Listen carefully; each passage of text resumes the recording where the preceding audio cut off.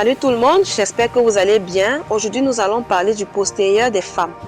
Restez confortablement installés et sans plus tarder, voici 6 choses à savoir sur votre derrière.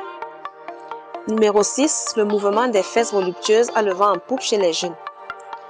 La jeune génération est celle qui aime les stars comme Rihanna ou Beyoncé et qui est réceptive à la fesse arrondie.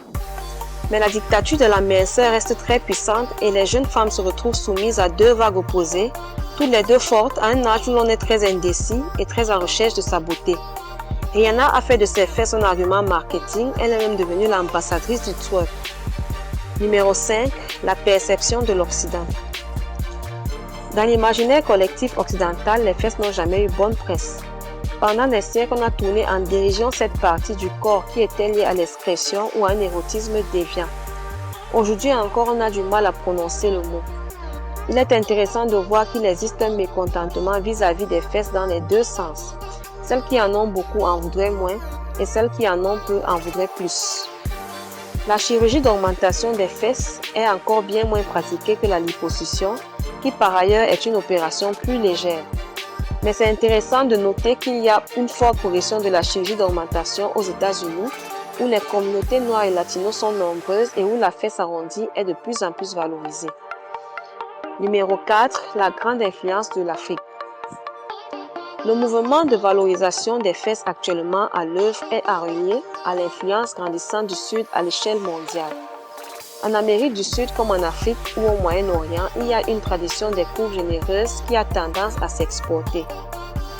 Aujourd'hui, ces influences contribuent à façonner un nouveau corps idéal où le ventre est plat, contrairement au corps d'avant, et les fesses très rebondies. Mais cette tendance de l'arrondi se heurte à une autre, celle de la course à la minceur qui n'a jamais été aussi puissante dans les pays occidentaux. Difficile de prédire laquelle des deux sortira gagnante. Numéro 3, le muscle le plus puissant du corps. Les fesses sont constituées principalement du muscle fessier qui est composé de 3 couches, le grand fessier, le moyen fessier et le petit fessier.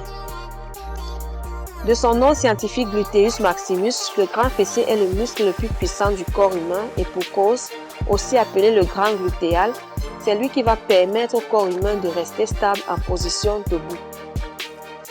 Il soutient en effet le tronc et permet de le garder droit dans le prolongement du bassin. Pendant la course ou la marche, les grands fessiers vont permettre de tirer les cuisses en arrière. Les fesses nous permettent de nous asseoir et en position assise, elles supportent le poids du haut du corps et enlèvent ce poids aux pieds.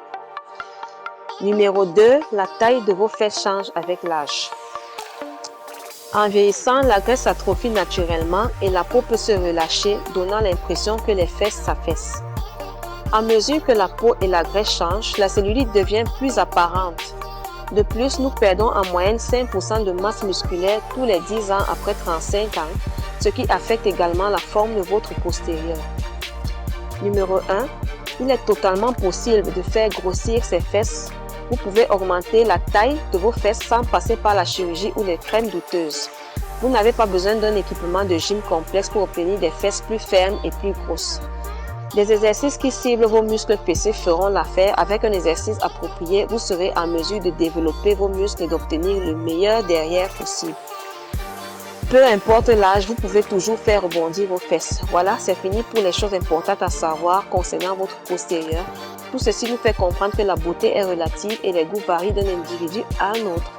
Et vous, dites-nous en commentaire sur une échelle de 1 à 10 si vous préférez un derrière très plat, rebondi ou très rebondi. N'oubliez pas de liker, de vous abonner et d'activer la cloche de notification pour ne manquer aucune de nos vidéos. Merci et à la prochaine.